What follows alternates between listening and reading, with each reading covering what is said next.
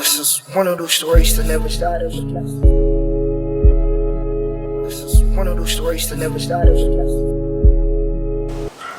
Ladies and gentlemen, what's going on? Wandile Webb here, back once again with another episode. This is the WorldWideWebbPodcast, and we are giving you stories from the World Wide Web, stories from people that you can learn from, stories from people that are inspiring a lot of people around them, stories from generational curse breakers, change makers, the movers and the shakers. We are bringing you exclusively conversations that were never told. And today I come bringing you guys a very special guest. And I feel like this is just stars aligning in the universe, just showing me that you are on the right path. And I'm a very avid sports person. And for everyone or anyone who's watching this and you are into sports, today you are going to get gold. You are going to get a conversation that is filled with nuggets that is going to take your life to the next level. Today I bring you Gilroy Tlou, all the way from Rustenburg, who's the executive chairman of the Gilroy Sports Group. And this guy has done so many things in the community, but I don't want to take the thunder away from him. My brother, thank you so much for joining me today. Thank you. Yes, sir. This is a podcast, that we put together to actually inspire people through stories. Yes. I believe you have a lot of stories to tell, my brother. Yeah, I have a lot of stories to tell. Where I'm coming from Tlabani. Yes, sir. In the dusty streets of Tlabani, Yes, sir. particularly Mutle Street. Yes, sir. Gilroy Tlou grew up playing sports, loving sports like any other kid. Yes, sir. In the country where we used to play football, barefoot. But I never played barefoot.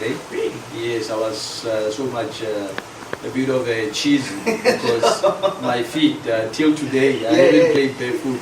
At school, I used to struggle. Oh, yeah? When they were saying we must play barefoot because I always wanted to put on my shoes.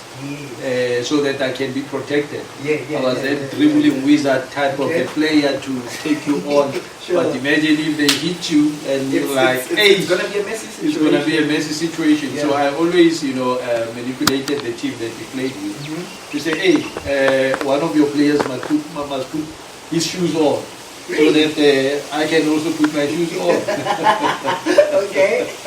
And did that work out? Yeah. It worked out every time, when we doing that, because they were always saying, hey, you man, going back a bit, my history, the colored blood in between, my dad is colored, my mom is Tswana. So I used to even, that Aina. When you get hurt, Sure. So the guys were like, hey, look at this one. And then, hey man, come on man, let's play. But I enjoyed myself. Then while I was still growing also, like I started at McGregor French. Okay. It used to be one of the fish schools. Yes, in Tlabani. If you're not from there, you know the Tlabani person, or Rustenburg person. Yes, sir. Which it was very one of the best preschools. It produced a whole lot of professionals, stars. Yeah. But it's one of those that stories that are untold. We need to go back and add what the preschool has produced. And after that, I went to Wandile primary school. Before then, I met my friend. Happy at the preschool when we were 3 years of age. Yeah, it's one friendship that everybody till today they're still asking themselves to say, but how did you guys? He's a brother to me. Yeah, we fight.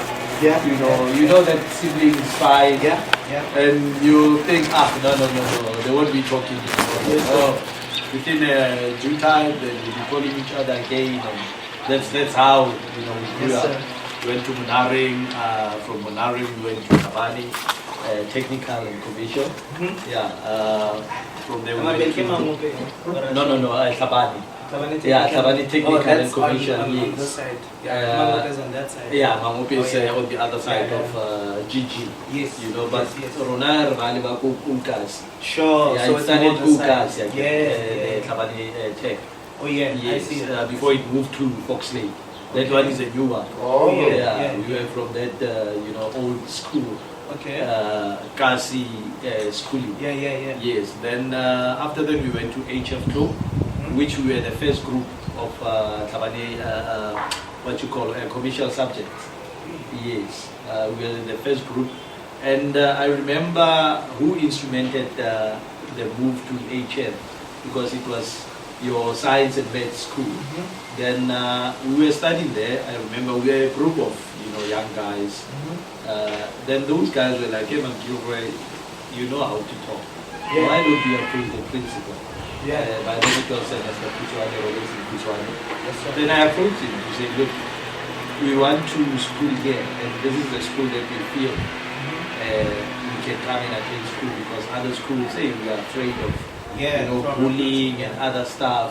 It was happening more, at the President Mahobe high Side, school. So he agreed and said, "No, why not?" Yeah. Then we became the first group of commercial subjects. Then we studied there 95 until 97. Then we went to the Val Tech with my brother again. Always together. Yes. Yeah, Yes. he knows Yes. who Gilroy is.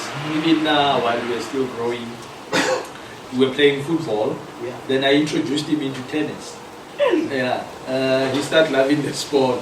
To say, "Hey, this is a nice sport, but the mentality from football. Now you must change him a bit. Transform him." And he was like, "Hey, at times he would make noise and say, 'Hey, brah, hey, tone down.' It's love 15," and he got used to the language and the sport. And I grew up playing football and tennis at the same time. Yes, so I've that's. never done that. Think about it. How prominent you at tennis? How good were you? Were you like, I was one of the best Creme de la players, my brother. Really? I was one of the great players in the former Putatswana. I remember, from 10 years of age, we played the under 12s, under 14s, was already, showing the glimpse. I remember when I was being coached by the late Miriam Chotre. May her soul rest in peace. yeah, so rest in peace. Yes, that woman, I remember one day he called, the elder players to say, "Hey man, come and see, there's talent here." I was playing with the Spanish grip talent, grip, not knowing it's the grip that you must be advanced when you play with the grip. Yeah. So imagine a young boy from Kasi, then everybody was like, "Hey, look at this boy, hey, check out Wandile. Sure. Hey, Infant, hey, how are you doing?" And she kept on saying, "Hit the ball, boy, hit the ball." I kept on hitting that forehand. Up until she stopped. I hit maybe 100 balls. And she was like, "What did you see?" We're like, "Hey, this boy is something else." Yeah. Yeah, he's playing with the Spanish grip, which it's one of those grips that it's of an advanced player. You understand? So that's where the talent was spotted, and I played in the regional tournaments. I was, the best under 14s, under 16s. Was that around about the time when you could potentially go to England? What happened with that when you were supposed to go to England? Hey, that story, man. Hey, I avoided that conversation. Yeah. At times it brings mixed emotions. Yeah. To say what could have happened. Ish. It's something that, till today, Yeah. to say I could have been maybe one of the top players from this country. Yeah. We got an invitation. Yeah. Me and my, double partner. Yeah. His name is Pena. He was residing in Africa. Yeah. I was in Kabani. So they always, gave us this a left-hand treatment. I'm sorry for the lefties. To say we were not good enough. Yeah. And we were the best. We were the best in terms of tennis. We always terrorized them. We didn't have coaches. We didn't get the tennis equipment like your balls, being coached, your rackets. They got everything because they were in Mafike at the center. On that day, or maybe I can say on that year, it was during 1995. Yeah, I was at standard 8. You guys are the greats. Guys, we are the standards. Was really young, Back in 95, I went to the tournament. It was Stenbo tournament. And then one of the guys, I'll mention his name. We still, buddies till today. Sianka Chele. He's running the tennis in Pretoria. It's called Tennis Lab. He's one of the coaches of Donald Lampadi, the wheelchair, tennis. Oh yeah, the wheelchair. Yes. That guy came to me and he said, Gilroy, what do you want here? I said, come on, Jojo, what do you mean what do you want here? I'm here to play the tournament. He said, go to the chart and check. Your partner is not there. You're supposed to be in London as we speak. You and Pena. I was like, no. I went there, I checked. Hey, Pena's name was not there. He said, you don't have a doubles partner. My brother, I couldn't believe it. I asked the tennis manager by then to say, hey, bro, George, what's happening? He couldn't answer. Imagine a small boy from Tabani that could have went to England at the age of, I think 16, at the age of 16, and I was denied that opportunity. Pena went there. When he came back, we were supposed, I understand, he was being asked, where is your partner, where is Gilroy? He was also young, the guy that we went with was a kindergarten. Also maybe so rest in peace. I think maybe he just, said, no, maybe that guy is not available. He got a scholarship. He was supposed to get scholarships actually. When he came back, then some of those scholarships they were given to the other guys, the tennis directors, kids. As we speak currently, they are in overseas as coaches. So that's how things happened. I met him after 2010. Yeah, I think in 2010. When I was the marketing coordinator of the Confed and the FIFA World Cup 2010. I said, hey, when you left me alone in South Africa, they say, hey, brother, we got scholarships. Look at me now. The scholarships. Mr. Moloi, what was the how did that affect Billy? And what role did you play as a brother and someone who's close to him at that point in time? I mean, I'm sure it was something that it's just bad, Thanks, Wandile. Thanks for having me. Wandile, when you look back, especially that time in the sleep tennis court, remember Gilroy was my friend at the time and still my friend? Yeah. And he introduced me to play tennis. Yeah. And having learned a lot from him in terms of how to play the sport. Because one thing that I know about my friend, he used to make sports look unique. The sport was always unique to that point. Yeah. You see, because the dress code, because they used to idolize this guy, they call him Andy Agassi. He was one of the guys that would say, you will go far with coming to tennis, and having been denied the opportunity to be able to represent, especially the former Ghana at the time, and having played against one of the best players that have played this sport, like the guy that you just mentioned, and you can understand at that age, I mean, given the opportunity to go abroad, especially the kind of UK, London, I mean, it shattered him, very bad. But remember, he had to call the parents when he was in Africa at that time to say, guys are asking, why are you doing here? And he was crying, literally crying. Because the parents were like, why did you come back? I mean, that time he was going for a tournament, and the person that he was supposed to play with is in London. You can imagine as a friend, hearing your friend feeling so down, and And that's when you realize that sometimes people can make sport to be greater, you know, and then not love the sport. Because sport is something that you want to enjoy. Yeah. But you know, as a friend, the support system was there to say, you know, my friend, it is not some of the things. It might have closed the door, but there will be other doors that will be open. But I'm glad because now he's still in sports. Yeah. I mean, he's doing wonders in Northwest. And he is giving the support system, you know, and he's going far. I mean, he has touched so many lives here, especially with the grassroots level in terms of sports, and upbringing new talent and making new talent, and also contributing to the local community in terms of social cohesion. I mean, it's doing wonders. And as a friend, my friends, I always say to him, you know what, we are there, we are here to support you, everything that you want, I mean, good. Though it's one opportunity that he's willing to have maybe made an impact in his life. Yeah. Giving him it's cool, you know. But he's still doing it.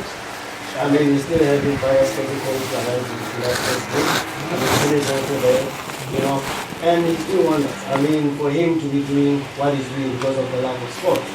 I mean, what more can he do? I mean, he's giving back to the community. He has impacted a lot of things. He's opening a lot of doors and continuing for people to play sports. And as a friend, and also one of the people who has been involved in the world of opportunity, I mean, we are pushing, you know. And I'm glad that he's getting this opportunity to come and tell his story. Yeah. I mean, who better to tell the story than the man himself? Yes, sir. Yeah, man, thank you so much for the insight. And I can imagine, you know, finishing off with school, also having in the back of your mind that I should be at a certain point in my life. I know you thought to yourself, okay, I'm done with school, let me just do this and that. I know you got to become a bookkeeper, and you got your hands into that as well. Tell us tell us about, you know, how you actually, what happened when you were school? Look, after I finished my matric, I went to Valtech. Yes, that's where I've studied cost and management accounting. Then the first year, second year, then the third year I couldn't go back, you know, due to financial constraints, you know. Then also when I was at the bar, you know, football started to take over my life. To say, I don't see myself as an accountant like before. I was still, you know, at school. I saw myself now as one of the big stars of the country, you know, idolizing Dr. Kumalo, 16, you know, jersey number 15. You know, I used to even play with these soccer boots. You know, at school they were like, hey, the next 16V. You know, till today they are still addressing me as him doggies. You know, him Puma. You understand? Being flamboyant, you know, ladies around, guys around. You know, it was fun. It was fun. And after then, I studied marketing. Then at the Orbit, you know, I had to come back home. Then from there, trials, you know, I need to try do what I love, which is football. I remember I went to Spartak. It was a team based in what you call in Joburg, Midrand particularly. Then from there, look, they couldn't sign me. I remember we were playing this team, TP Mazembe. We were supposed to become a league for the Pirates. You know, the coaches there were Fanny Maldida, he was an assistant coach. Then Zoran Pesic. Yes, they liked what they saw. You know, to say, look, we need to sign this ball. Come next season, you know how the chairmen behave at times. You know, they were gone. What? And after a sterling performance against TP Mazembe, we were playing in the Midrand High School. I showed them flames. You know, I remember there was this defender with the gloves and dreadlocks. After the game, everybody came to me and said, hey, who are you? Where are you coming from? Hey, this number 15. You know, So those were the days where I was like still, you know, doing my thing with football. Then after then, I never looked back. I went as far as Guyana at Dynamos. It was still the MTN League. You know, Wandile, you leave home around 4 a.m., 5 a.m.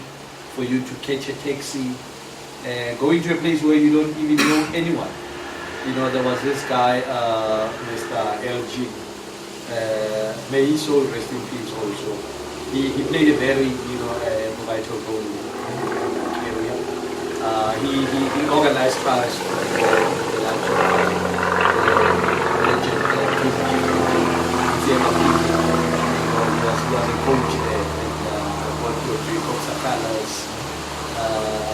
I got cream de la cream, the late Kumlani Dean, the professor. He admired me. He admired me. Your RDP Kosi, Lifa Kosha, Jeff Mazibu, Silva Chabalala. Those are the legends of the beautiful game. They admired me. We trialed there. Then, look, things didn't go well accordingly. I was like, every time where I go, when I was supposed to be signed, it was maybe the close of the window period, or maybe they changed also the coach. It was Mr. Sakala by then. He was also impressed by me. He said, look, I need to sign this boy. Your David Patabula, the current KG coach, he was also there. But he was injured by then. Since I met these people, living the life of professional football, to say, look, this is where I want to see myself. Then the highlight of that, I can say, maybe also let me mention the Kaiser Chief story also. Ace Kuze, the legend, he also organized trials for me. By then it was Coach Mushime Chibral.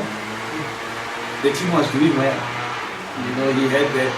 I remember when I was told, hey, this one, when the team is doing well, hey, you don't need to try this. And it happened by me. He was like, no, the team is fine. That's when Patrick Butu was supposed to be showing the spot to the Olympics. When he was not even included in the show. And he was one of the best players by then. There's politics that happened there around there. It's around that time when I was there. Then, my parents dropped me off in the morning at the Gilroy Tlou. Yes, very cold weather. I even met, I was welcomed by Ep11, the legend who's the under 19 football coach. Hey, welcome. I'm working with him. I've been I'll tell you about it when I was okay. Then even Dr. Kumaro is there. Had a conversation. Then they encourage me to say that you can still go somewhere. Then the highlight of my football career, because when I was in Super Sport, I tried there. We trained with the team, and I was also training with the team. Team, coached by the Orlando Pirates administrator, Mr. Floyd Mbele. So he thought I was schooling at Pretoria Tech, because I was even, using the transportation in terms of the buses, from Kasi. Hey, I had to pretend as if I'm one of the friends that I was staying with in the flat in the city center. Every time I had to play this, to say, no, I'm schooling there. Part of, when I produce a student card of these videos, on the driver's eyes to say, hey, or maybe I wait for people to be, queuing. I'll just between them and I'll do as if I'm looking for my student card. I survived, I think, for 3 to 4 months. Imagine, not paying anything from town to the school every day. What? You had to be clever. That's one of the skills that God gave me to say, negotiating, to say, look, and I managed. That's when the coach was Bruce Krobler, I think. The Liverpool legend. Yes, I was amongst the big guns, the big legends. the late Checha Kuluba, Thomas Madikasa. Then you sold rest in peace, your Temba Goonies, your Papi, what's his surname? The one who played at Sundowns, Gama. Yeah, you know, Papi Gama, the Kulu Wizard, your Senki Chajwas, your whole load of, legends in the game of football. Which are mingled with your Kaitano Temple. Oh, yes. Yeah, you know, the defender there. Oh, really? Chapi Mutale, all those, legends of super sports. I remember they were playing in the BP Top 8 against Orlando Pirates. They lost 4-3. That's when Picho Musimani took over. That's how he came into the. Really? Yeah. To become the coach of. The coach of Super Sport, I remember that's when he spoke outside because there was a bit of misunderstandings. The players, I understand that they told him, look, let's try to implement this tactics. Yeah. Then he was like, man, hey, I played in the bigger leagues. And then I understand that when they lost, they came to my heart was bleeding, when you used to train with the guys, I was like, the Matatanta, I was part of them. Yeah. And that's when Coach Pizzo took over. What a humble guy. What a humble guy. What he has achieved or what he's achieving now, it's because of his hard work. He's a hard worker. I learned a lot from people like him, Thomas Manifate, all these legends, while I was still growing to say, I want to be like them. Yeah. But every time Dr. Kumar was to say that I want to go where he's going. Yeah. Yes, and I got an asking on my right hand. I remember that's when I was training, then the goalkeeper fell on my ankle. It was a terrible injury. Wow! I was like, hey! Gilash, hey, you have to go back home. I came back home. That's when I said, hey, this football thing it's not going well for me. I was going and I gave myself Oh yes, shout out to Antonio. Yeah, a very good friend of mine. You understand, your friend. Yeah. I came back and I had to regroup. That's when the bookkeeping stuff came. That's when my friend was like, hey man, come, let's come and work. Come and help me a bit at my brother's firm. Knowing that I've studied accounting, then it was simple. Then we went there for I think 2-3 years. That's when he went to Cape Town. He left me. He went to Cape Town. He got a job in the government structure. It was a very good time,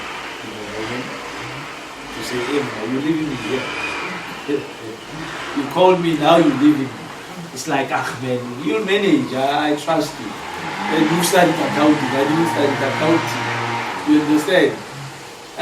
It was a very difficult, moment, but I took over the firm and I put it on my shoulders, and I took it to another level, where his brother Kiba Moloi, one of the great businessmen from Kabani, black brother, he used to be like he's one of the greats of the entrepreneurs.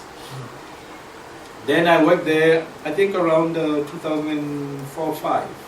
Yeah, I went to an interview. I was a bit tired about the numbers. I said, man, I want to be in the streets now. I got a job at Frontline Marketing Services. They were marketing Cell C. That's when Cell C came into the country in 2005. So I was the man behind Cell C in the West province. I was traveling the province all over, doing my own thing, doing my best. The sales were skyrocketing. I was even beating, guys of your Pretoria Joburg in terms of the sales. And I understand also, Chelsea people wanted me To be part of the of the yes of direct with them. Remember, frontline marketing services, they got a contract with Chelsea, yes, because they marketing agency. You understand? And I understand those guys were like, no, man, no, don't want it. He's okay with us. He's okay with us. We came up with concepts, discussing you're half tiger. I remember that's when Vodacom introduced 12 rand and MTN introduced the 10 rand airtime. And I was like in a meeting, but how do you sell a 35 rand airtime while you are still in the market? Yeah. You still new. People don't know what XLC. You understand? Yeah. And I said, look, we need to go Kasilingwa, like you're half tiger. Sure. Can't they not know is that those guys were busy putting, what I was saying Hey, man. on paper. And I was saying to them, look, I can be also part of the marketing team, of the advertising. I was telling them, look, I'm no university. I'm in the billboards. I know that yes, you won't give me what I deserve. Yeah. At least that, a bit of a stipend or a contract to say that we can give you this much. They never did it. It's also sad story. They terminated our contract. Really? Yeah. They felt that they were making money. Then after then, sales started to drop again. Sales asked, what's it? Then sales terminated the contract. Just like that, to say that we've been doing well, all of a sudden it's a slope, we cannot afford that. And after then I did also Tiger Friends with the same company. Okay. Then also in the your network space, telco, this company, used to work for So I've been doing marketing for all my life. And after that I went to Old Mutual. Old Mutual, I was a sales advisor there. Wearing a tie, chain, with the dreadlocks. I used to wear these dreadlocks. So you had to take them all off? No. They were saying that, I remember in the interview, people were like, hey, the manager is going to tell you to take off the dreadlocks. I said, hey, you must understand, I I know my rights. Yeah. I know my rights. You can ask me my, Yeah. to say the corporate But can't you email. make it like me? No, they were very neat. My dreadlocks was like one of the, Yeah. most of the ladies, man, they will, can I touch your hair? Even the white, Is this your hair? I said, yes, this is my hair. What do you expect? No, my dreadlocks used to be very thin. Yeah, no, I had to, they were like, hey man, you need to cut your dreadlocks. I say, there's no way where I signed in my contract to say I must cut my hair. Show me that clause. And if there's that clause, I'll take it to court. Because you cannot change my image. Exactly. Yes, I know my rights. This is how I want to look. Yeah. You understand? Yeah. So I cannot be going on a cheese cup. I don't want to be a cheese cup guy.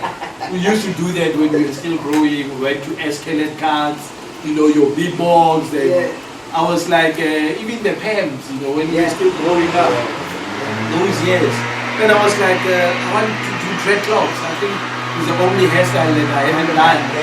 You understand? And look, it was one of those great moments where guys now started to, even the ladies, at the old beach, they were like, no, I'm also going to do my dreadlocks because they left Gilroy. Gilroy, is like, the legend of, I shared the image of old beach. Yeah, I even formed the corporate league. Old Mutual corporate league. Football league. Because there was no sports. How they were entertaining themselves, it was a case of booze and crying in the park. And I'm like, hey, I'm from sports. I can't do those things. Why can't we have the corporate league? Then I started to introduce the corporate league. It was beautiful. We invited your Standard Bank, your Rustenburg local municipality, where they had departments, different departments, and I introduced the league in the corporate world. It was one of the most successful leagues just before the 2010. And me and sports, and me and my manager couldn't find each other, while we were still working there, to say to him, look, I remember that's when WorldWideWebb was sponsoring Paswados and Ajax, the minority fund there, Ajax Cape Town, to say, WorldWideWebb, they are going into football. Why can't we have the reserve team? That's when it was being told by Coach Pereira, the Bafana coach, the Brazilian. He was like, crying foul to say we need to have a reserve league, a strong reserve league, so that when the French players are not playing, they can be able to play in the league. And I approached my branch manager by then to say, look, Mr. Kawu, why can't we meet with the big guns of this company, the marketing, say, let's have the WorldWideWebb League, which is a reserve league. It can be a national reserve league. Then that guy couldn't understand me. He was like, no, Gilroy, our core business, it's policies. It's like, at times that people don't understand or don't see the need, It was a very difficult situation for me, because every time we had quarrels, and I couldn't, understand some of the policies of WorldWideWebb, especially when coming to your funeral policies, to say we need to let our black brothers and sisters, buy more of funeral policies. I was like, no, man, we need to invest. If I can have 3 investments policies, 5-year term, I can cash in. I always had that business mentality, the entrepreneurship mentality. Then I left WorldWideWebb for Rustenburg local municipality as a marketing coordinator of the Confederation. I was a hunter actually. The Confederation Cup? Yes, World Cup at the World time. Cup time by Mr. Matima, and the former mayor of Rustenburg, Mr. Olmarans. We had a very beautiful time there. That's when I saw my contribution in sports, something that I love doing. I've been trying to do all these years, and it was a wonderful experience. I want to say, even the FIFA guys, I remember this marketing manager, director. Yeah, she was like, hey, who's this guy? Hey, this guy is something else. So what were you doing? I was a marketing coordinator. Okay. Yeah, marketing coordinator. We're dealing with your marketing and advertising of the events, your protocol goods. I was the heartbeat actually of those 2 big events. Because without marketing, in terms of the World Cup and the Confederation Cup, there's nothing that can happen. In terms of the ticket sales, how are the tickets going to be sold, the sports that we target for us to give out the tickets. I remember when Sepp Blatter, the first game in Royal Marang Stadium, Bafokeng Stadium, when he was saying, look, I'm not happy about wrestling, the attendance. I sat down, I took my team and say, hey, come here. Number 1, we're going to the garages, taxi rank, churches, schools, sports fields. When people were seeing that Rio, Wandile, the 2010, when we came in there, it was like, that attraction that everybody wanted to come to the stadium. We gave out tickets. Second game, the game was full house. Which game was that? In the Confederation, I think. The Confederation. Spain was here also. There were a lot of games. I couldn't, backtrack. It was. Because I was busy, man. Going up and down. Meetings with the Argentinian delegation, the French people, the Ghanaians. Everybody was coming to Rustenburg, and we pulled a very beautiful final draw in Cape Town. We were the only host city that came up with the World Cup colors. What? Yes, before they were revealed. And Wait, then- also. What? You know Gilroy, man. That is true. I sat down and I spoke to this lady. She said, we've been using this color for the Confederation. So what is the World Cup color? She was like, no, Gilroy is going to be like. I said, I want to do that with our, marketing material, because we had to go to the ICC in Cape Town with our store there, our stand, showcasing Yeah. the Rustenburg attraction, places of attraction. And I remember okay, understand. I traveled this town, my brother. We went to as far as Johannesburg, with the team, coordinating the team with cameras. I was like, hey, no, you're not gonna do this. We're doing this. We even had a video of Rustenburg. We were the only host city. You understand? With the CD packaged information, places of attraction. We had a booklet in all the colors of the World Cup, 2010 FIFA World Cup. I remember when we were there, the 96 team, Bafana Bafana, they were part of the final draw. Then when the colors of the World Cup were revealed, it was fully packed, in the ICC. Some blatters, everybody was there, all the dignitaries, the General Falk, the Secretary of FIFA, everybody was there. So people were like, hey man, Gilroy, why these colors? I was like, man, I just chose them. And they became the World Cup color. Immediately when they were unveiled as saying Kinako 2010 FIFA World Cup colors, those drums playing behind, boom, that orange. I remember Patko Mafani, the former Kaizer Chiefs PRO. He looked at me and like, hey, when was I? Where did you get that? All the media houses came to Rustenburg. Wow. They left all these whole cities. They say, hey, Rustenburg is the. I said to him, my brother, dynamites come in small packages. Wow. We had, the minimal budgets. Everybody had big budgets by then. My brother. Yeah, it was one of those moments that I treasure, and I remember the MM by then, Mr. Kausho. Also the MMC of LED, Mr. Roki Malibani, may he so rest in peace. Yeah, he used to call me very special. He never said Gilroy when he called me. Okay. He used to say Gilroy. Everybody would like, Yeah. we like the way MMC calls you. Yeah. I tried to say, no, I'm not Gilroy, I'm Gilroy. Gilroy. He said, no, Gilroy. Yeah. So it was very beautiful, fun to have.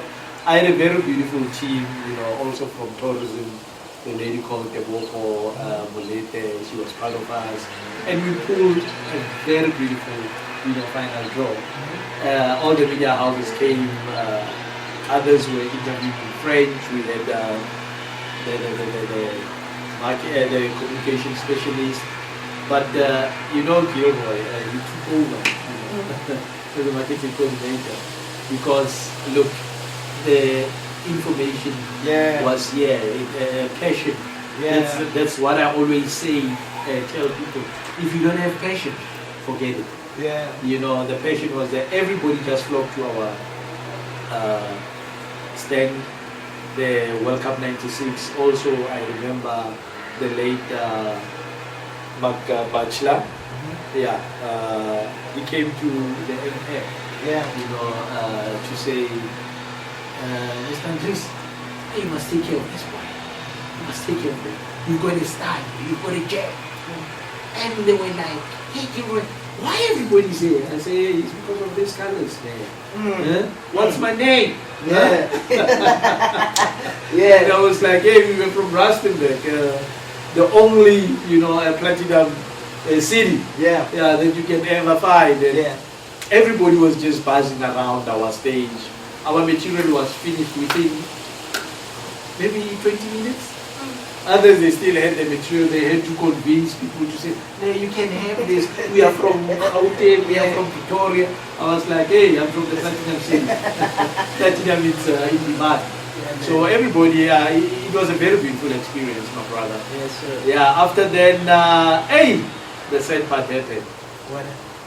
Hey, it was on the 10th of December. My coordinator was suspended by the Mr. Fatima. You know, there were so many politics happening. The 2010 office, to say people were thinking that we have money, you know, in banks. Everybody was just interfering with the office, politicians. You know, I was suspended with immediate effect. I had to pack my bags and vacate the municipality's day. It was a very sad moment. Hey, I called my brother. Hey, my brother.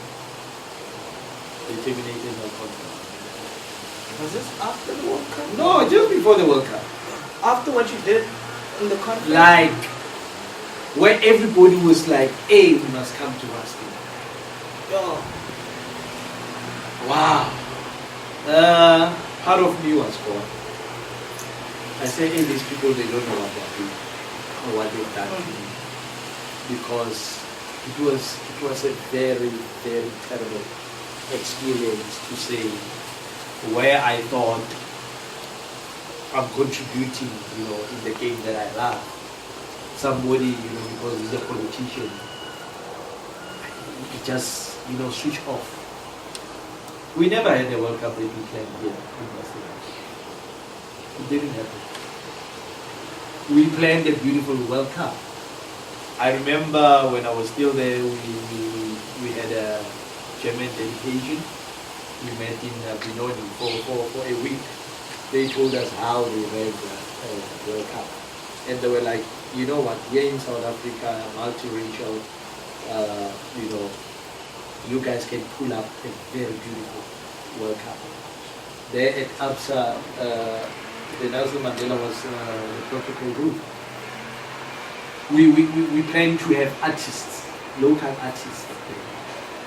You know, there's an ABSA parking on the left when you drive downtown. To say artists will be there. Everybody can come and see the talent that we have in South Africa, particularly in Ruston. I coordinated all the artists, you know, SMMEs. Those guys were like, hey, brother, you're bringing something here. This town was supposed to be one of the beautiful towns after the World Cup. At ABSA, there's a rooftop. We're planning to have your VIPs, you know, with big screens to say they must see what the local artists are doing, you know, your Venek hip-hop style of thing to showcase our talent. And there at near the what you call the Fen Park, from fire station going towards field, we plan to have those mamas who were selling, you know, our African food, which it never happened. It didn't. Because these people remember when they come from overseas, they know McDonald's, they know all these, you know, what you call fast food restaurants. They wanted to have, you know, the feel of saying, I had pap and Mokodi, or Mabele and Mokodi, or your Shake Shake, you know, Mamukoto Bomb. We plan to have those things, to say these people, they must leave the money here. Never happened. So many things didn't happen during the World Cup that we played. I remember there was this lady in France. She used to call me every day, saying, Mr. Gilroy, how are you, sir? You know, I cannot get the information that I want. I understand. You are the Bible of the Rustenburg Host City World Cup. I say, look, my contract is terminated. I'm sorry, I can't help you. I was getting calls every day. from overseas, Argentina, all these, European countries, to say we cannot get anything. That's how bad things went. Because of, our leadership by then, interfering in sports. It's a sad story. Did you enjoy the World Cup? I didn't. You went in the I was dead. You can ask him. I was dead, my brother. I was hurt. I was torn apart to say, how do you do this to me? A local guy, And those things were done by local people. That's the problem that we're having in this small town, in this beautiful town. If we can support each other, my brother, I'm telling you, we can be the New York of Africa. We can be the New York of Africa with the talent that we have, the resources, the infrastructure. Rustenburg, we have everything. But because of people are not united, that is why we can't even produce, players at the PSL. When was the last time when we said Rustenburg produced one of the stars? Which Rustenburg, or music, like any, and there's so much that we there's have. so much talent that we have.